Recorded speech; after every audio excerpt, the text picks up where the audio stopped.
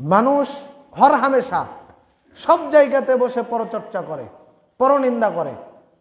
চাষটল কি, পুকুর ঘাট কি, বাড়ি কি, মাঠ কি, ঘাট কি, সব জায়গাতে, এমনকি মসজিদ পর্যন্ত এর থেকে ছাড় নাই।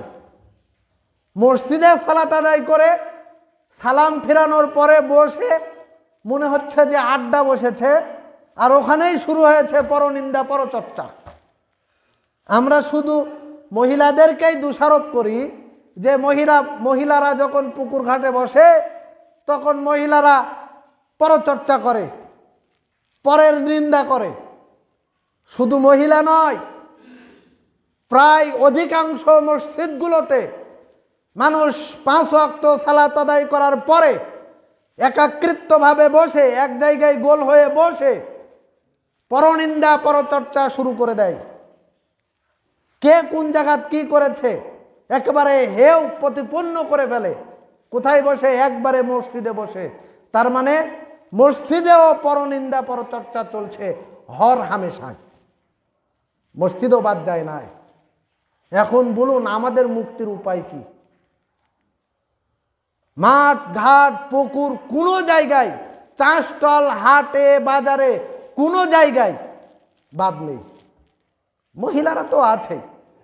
এখন এই পরনিন্দা, পরচর্চা করে আমাদের আমল কি ঠিক আছে? আমরা যে আমল করে যাচ্ছি, আমরা সালাত আদায় করছি, আমরা সাধ্যমতো যাকাত দেই, অনেকে হজ করতে, যাদের সামর্থ্য আছে তারা হজ করতে যায়, দান সদকা করে, মানুষকে সৎ উপদেশ দেয়, 5 ওয়াক্ত সালাত আদায় করছে, কুরবানির সময় কুরবানি করছে, রমজান মাসের সিয়াম পালন করছে। এই ইবাদত বন্দেগী যে আমরা করছি এবং পরনিন্দা, পরচর্চা করার পরে আমাদের আমলটা ঠিক থাকবে তো? এইটা আমাদের একটু চিন্তা করে দেখতে হবে।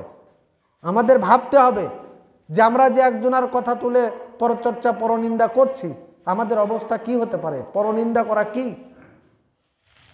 আমার ভাইরা, আল্লাহু রাব্বুল আলামিন কুরআনুল কারীম সূরা হুজুরাতের মধ্যে ঘোষণা করে দিলেন, ইয়া আইয়ুহাল্লাযীনা আমানু ইজতানিবু কাসীরাম মিনায-যন্নি ইন্না বা'দায-যন্নি ইসমুন।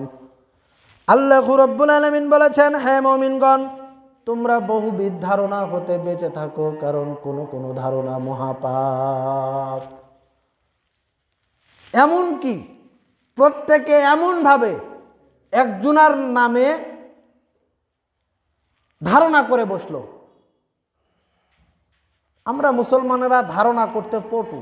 আমরা এত ধারণা করতে পারি যে আল্লাহ রাব্বুল আলামিন কুরআনুল কারীম সূরা হুজুরাত 12 নম্বর আয়াতের মধ্যে ঘোষণা দিয়েছেন, হে মুমিনগণ, তোমরা বহুবিধ ধারণা হতে বিভিন্ন জনে বিভিন্ন রকমের যে ধারণা করে থাকো, এই ধারণাগুলো থেকে তোমরা বেঁচে থাকো। কারণ এমন এমন ধারণা তোমরা করবে, কিছু কিছু ধারণা আছে যে ধারণাগুলো মহাপাপ। এই জন্য প্রত্যেক ধারণা থেকে আমাদের বেঁচে থাকতে হবে।